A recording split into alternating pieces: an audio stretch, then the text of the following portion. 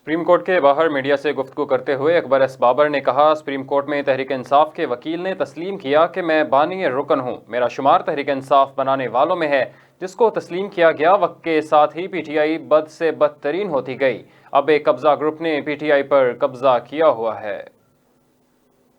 Election commission نے آپ کو دوبارہ موقع دیا 23 نومبر کو کہ آپ 20 دنوں میں ایک ٹرانسپیرنٹ انٹرا پارٹی الیکشن کرائیں۔ آپ نے اتنا بڑا ناٹک کیوں رچایا؟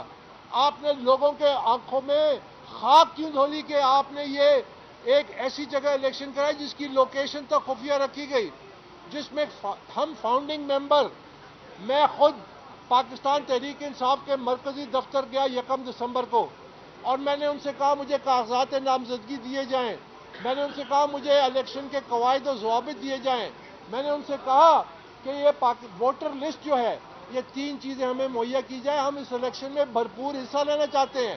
ہم نے کسی عہدے کا مطالبہ نہیں کیا، کیونکہ ہم یہ جمہوری آئینی حق قائم کرنا چاہتے تھے